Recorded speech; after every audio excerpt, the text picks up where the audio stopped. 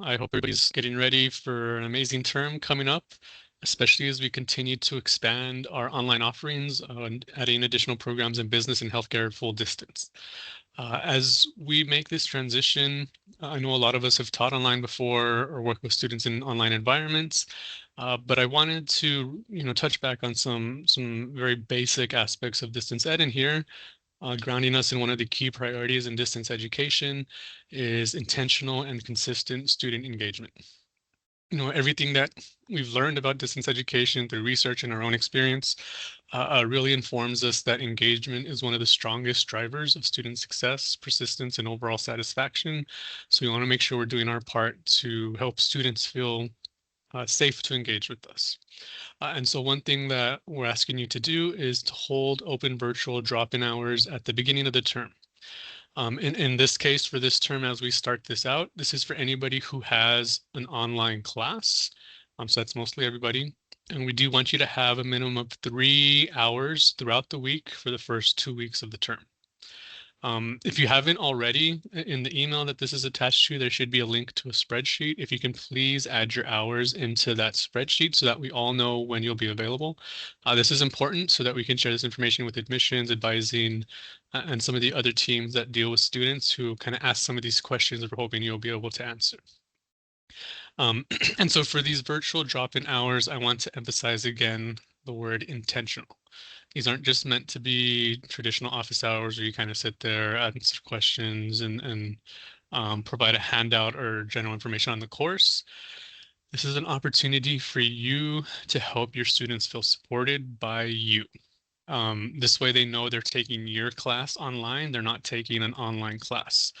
This helps you start establishing some of those connections between you and your students, which in online environments, online programs, online courses is especially important since you're missing that person interaction.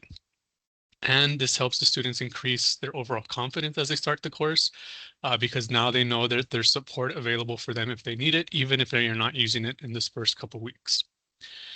While you can schedule times for these that work best for you, I would ask that you include some evening hours with the understanding that a lot of these students do work during the day, so they won't be available until the evening. I would strongly suggest Wednesday evening, like 5, 6, 7 p.m. Our time, because Wednesdays are when the first discussion posts are due. And so that's when students will be kind of hectic, frantically asking questions. So if you're available at that time, they know they can drop in and ask questions, finish the post, and then submit it.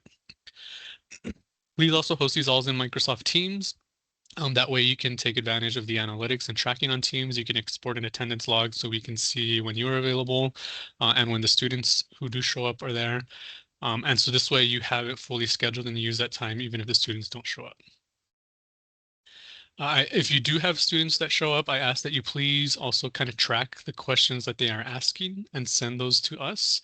The reason for that is we want to use that information to build out future resources in the better, and this will help inform us on what those resources can be and the content that they should have. And this could be FAQs, chat bots, stuff posted in the class so students can see it. So going back into this initiative and being available, why does this matter? So we're doing this for a few different reasons. The one is proactive engagement. Proactive engagement helps with retention and overall student outcomes. And that starts with this initial availability as it helps build trust early. So if the students take advantage and they connect with you, they're much more likely and more confident to reach out to you in the future when there might be bigger issues or bigger questions. And even if the students don't take advantage of this, they will know that you made yourself available and that you are available. And so again, they'll be a little bit more confident to reach out to you for questions in the future. As it stands right now, especially for newer students, and especially now that we're going online, there's going to be some technical gaps, skill gaps. Students still default to reaching out to their admissions rep. We want to cut that so that the students feel comfortable going straight to you, so that initial support and help and that faculty expertise as a primary point of contact for stuff related to courses, coursework, SU learning gets shifted to you. And that way we can let admissions and advising and those other departments do their responsibility and their jobs while you work on supporting the students as well as with your program directors and program assistants. This is also a proactive retention initiative. By being available, having the classes available early, students can begin to navigate expectations early on, so they'll know what you're expecting of the class, what expecting of them. If there's any technology issues early on, they can get those nipped in the bud right away. And so this helps, this helps mitigate some of those smaller items early on, so they don't snowball into much larger things later on in the term where the students are trying to submit everything at once. This also helps you establish your role, not just as an instructor, but as a coach and mentor for students, which is especially important in the distance ed environment, where students do have a lot of self-learning. So it's setting an expectation where you're gonna have to engage with a lot of this content yourself, but we are here to support you. This is also one of those things where no single initiative is going to hit, it's going to cover every student. So we're never going to reach 100% of the students with, one of these initiatives. So open drop-in hours at the beginning of the term isn't going to have all students rush into your class to meet you. If you get 10% of your students, if you get one student, it's worth the effort because this is providing different forms of engagement for our students. We all understand that people have different learning types, different learning preferences, and it's the same way introverts, extroverts, in person versus virtual. People have their preferences on how they want to engage. Video conferencing might be one. Some students may just want to stick with emails, but this is kind of making sure that all those pathways are available for the students. And this as a live, informal, low pressure setting with these open drop-in hours will help students feel a little bit more confident and a little less scared to join you and ask questions. And so this also lets you document these. So we mentioned exporting the attendance log from Teams. So that way, if later on in the term students say, hey, I never had support, there was never opportunity to meet with my instructor, you have documentation of these hours that you had. And so please make sure you're doing your hours so that you can set these expectations early and then reinforce them throughout the course and future courses in the program.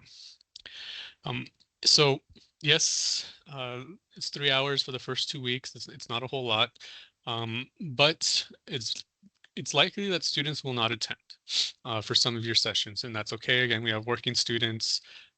Try to lean towards the evening or maybe even early morning. Sometimes you can even send out a doodle poll or a general poll to students to see what times they prefer. That way you try to hit as many students as possible. But in the instance that students don't show up to your hours, please do not end them early. Do not say, hey, no students showed up, I'm going to cut these hours now. Stay for your full scheduled time, as you might have students who show up at the very end. You can ask students to send a message to confirm if they'll be attending or not. But even if nobody confirms, I ask that you keep your hours open the whole time. That isn't to say you just sit there waiting, staring at the screen for somebody to pop in, have some stuff ready so that you can work on it while you're waiting. A few tips of stuff you can work on. You have your classes. One thing that we want you to do is to have a discussion post at the start of each discussion post. Excuse me. We want you to post a response to the discussion questions at the start of each module. This is intended for you to show the students an example of what you're looking for in the post, set expectations early, answer any questions, share resources or information. So you can use these open hours if you have no students to go through the discussion post and write those out for the full term. Something else that I want to encourage you to do is to create weekly announcements or module introductions similar to what's already on SU Learning, but either in an audio or visual format that can be emailed to the students or presented as a video. This way it lets them know what they should be working on for that week, with giving them expectations of time commitments and resources and stuff they can use to complete the work. With that also, we found that creating short video explanations for assignments has helped students engage with them and understand them a lot quicker. So you can go through and create some of those. You can go into your SU Learning class. While we ask that you don't really change the content or reorganize the content, you can add in additional resources. You can add in your personal touches. We have faculty who will add memes. Excuse me. We have faculty who add memes, inspirational quotes, different things that really helps the students feel that the course is different and associated with that faculty member as opposed to just an online class.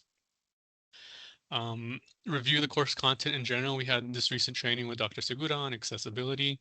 Check the color schemes, check the text sizes, check if the images have alt descriptions or not. So review it for accessibility and clarity, and recommend any changes. And so with that, with the course, also, if there's going to be significant changes, we ask that you kind of jot them down, explain what they are, and submit them to your program director. That way we can evaluate the changes and update them for kind of all the programs and all the classes across the board. So please don't make some of those changes yourself until we get the approval. And again, the point of that is to make sure we're having consistent experiences for students across the nation, across time. Something else that I would also encourage you to do is update your faculty bios. Include recent experiences, recent accomplishments. And if you don't already have it built out, I would also say take this time to go and build out your LinkedIn profile. Over the next few terms, we'll send more information about LinkedIn and how we want students to be using it, as it's beneficial for their job searches at the end, visibility, and kind of all that stuff. And I would encourage you all to do the same. And so that's, a lot of things you can do for this time that you might be there without students, but hopefully you have students there that you can support.